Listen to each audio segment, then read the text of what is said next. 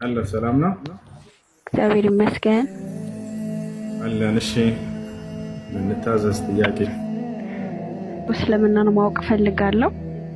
መልካም። ኢስላም ብሎ ማለት ምን ማለት ነው? ኢስላምን የደነገገው ማን ነው?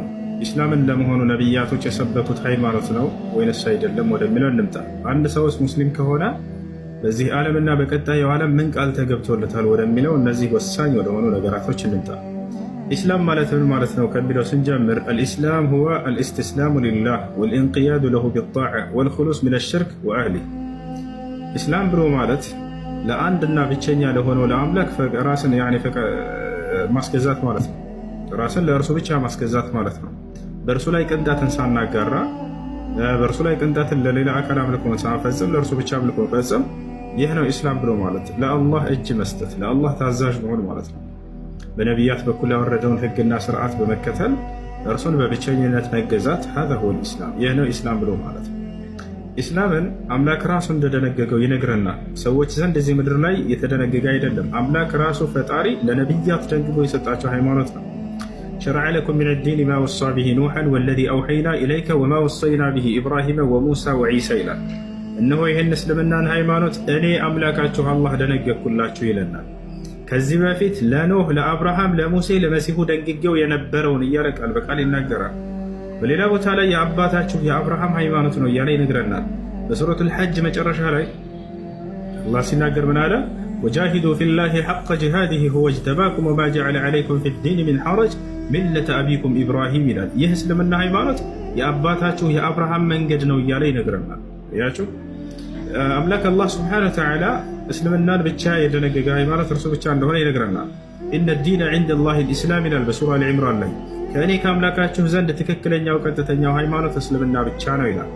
ከእስልምና ውጭ ሌላን ሃይማኖት ይዛችሁ ብትመጡ የትንሣኤ ቀን ወደ ጀሃነም ነው የምትሄዱት ብሎ ከወዲሁ ተናግሯል። በሱራ አልዕምራን ላይ ሲናገር ምን አለ?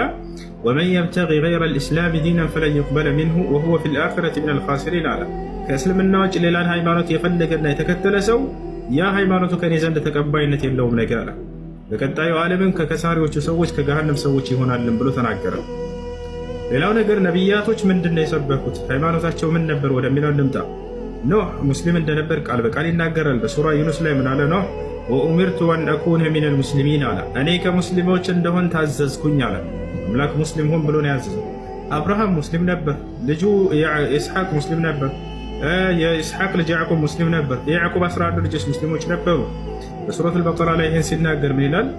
ወመን የርገቡ ዐን ሚለቲ ኢብራሂመ ኢላ መን ሰፊሀ ነፍሰህ ወለቀድ እስጠፈይናሁ ፊ ዱንያ ወኢነሁ ፊል አኺረቲ ለሚነ ሷሊሒን ኢዝ ቃለ ለሁ ረቡሁ አስሊም ቃለ አስለምቱ ሊረቢል ዓለሚን ይላል። እኔ ጌታው አምላክ አላህ አብርሃምን ሙስሊም ሁን ባልኩትም ጊዜ እነሆ ለዓለማቱ ጌታ ለአላህ ሙስሊም ሁኛለሁኝ ታዛዥም ሁኛለሁኝ ብሎ ተናገረ ይላል። አብርሃም ይህን እስልምናን ለልጆቹ አስተላለፈ። ወወሳ ቢሃ ኢብራሂሙ በኒህ ይላል።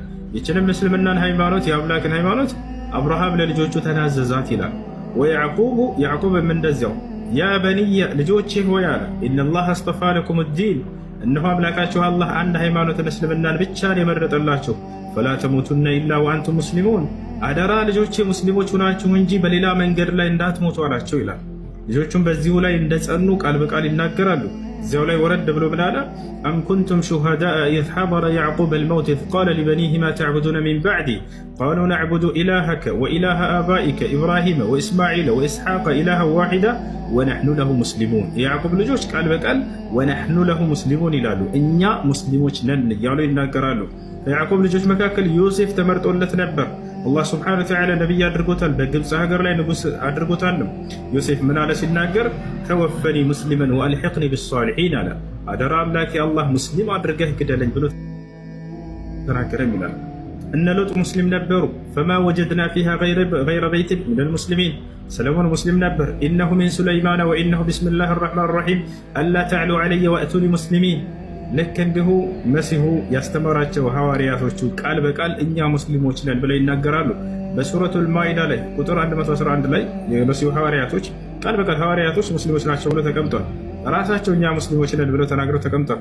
ወኢዝ አውሐይቱ ኢለል ሐዋርይን አን አሚኑ ቢ ወቢረሱሊ ቃሉ አመና ወሽሀድ ቢአንና ሙስሊሙን። ሐዋርያቶች እኛ ሙስሊሞች መሆናችንን መስክር አሉም ይላል።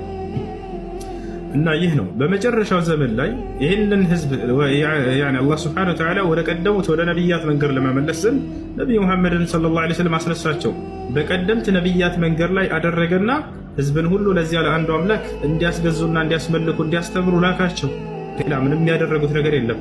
የአብርሃምን መንገድ፣ የኢስሐቅን፣ የያዕቆብን የእነዚህ ታላላቅ ነቢያትን መንገድ ተከተሉ፣ ለአንዱ ለአምላካችሁ ለአላህ ብቻ ተገዙ እያሉ ህዝብን አስተማሩ ማለት ነው። አላህ ሲመሰክርላቸው በቁርአን ላይ ምን ይላል? በል ጃአ ቢልሐቅ ወሰደቀ አልሙርሰሊን ይላል። በእውነትም ሙሐመድ እውነትን ይዞላችሁ የመጣው ቀደምት ነቢያትንም እውን ብሎ አጽድቆላችኋልም ይላል። ታቻላረ هذا هو الاسلام። ይህ ነው እስላም። እስልምናን ታዲያ ለተከተሉ ሰዎች አምላክ አላህ በቀጣዩ ዓለም ምን ቃል ገብቶላቸዋል ከተባለ ቃል በቃል በቁርአን ላይ ገነትን ቃል ገብቼላቸዋለሁ የዘላለማዊ ህይወትን እሰጣቸዋለሁ ብሎ ይናገራል። በሱረቱ ዙኽሩፍ ላይ አላህ ምን ይላል? አለዚነ አመኑ ቢአያቲና ወካኑ ሙስሊሚን እድኹሉል ጀና፣ እነዚያ ሙስሊም የሆኑትን ገነትን ግቡላቸዋለሁ እያለ ቃል በቃል ይናገራል። ኢነ አለዚነ አመኑ ወዐሚሉ ሷሊሓት ለሁም ጀናቱ ነዒም ይላል። እነዚያ በእኔ በአላህ በአምላካቸው በእኔ አምነው መልካምን ለሰሩ ሰዎች ገነትን ቃል ገባላቸዋለሁ የገነትን ጸጋ ገብቼላቸዋለሁ እያለ ይናገራል። ነቢያችን ሙሐመድ ሰለላሁ ዐለይሂ ወሰለም ለትውልዳቸው ሲያበስሩ ምን አሉ? አልጀነቱ ላ የድኹሉሃ ኢላ ነፍሱ ሙስሊም አሉ። ገነትን ሙስሊም ነፍስ እንጂ ሌላ ማንም አይገባባትም ብለው ይናገራሉ። هذا هو الإسلام። እሺ ሚውትሽን አንሺው። እሺ እስልምና ለመቀበል ዝግጁ ነሽ? አዎ። እሺ የምለውን ቃል አብረሽኝ ለማለት ተዘጋጅ። እሺ አሽሀዱ አላ ኢላሃ ኢለላህ ወአሽሀዱ አነ ሙሐመደን ረሱሉላህ። ማሻአላህ ጨርሰሻል። አላህ ምስጋና ይገባ። አሁን ያልሽው ቃል የሸሃዳ ቃል ይባላል። የምስክር ቃል ማለት ነው። ምስክርነቱም ስለ አምላክሽ ነው። እንዲሁም ደግሞ በዘመኑ ስለተላከልሽ ነቢይ ነቢይነትን መመስከር ነው። ትርጉሙ አሽሀዱ አን ላ ኢላሃ ኢለላህ ማለት እነሆ ከአንዱ ከአላህ በስተቀር ሌላ በእውነት የሚመለክ አምላክ የለም ብዬ መሰክራለሁ ማለት ሲሆን ወአሽሀዱ አነ ሙሐመድን ረሱሉላህ ማለት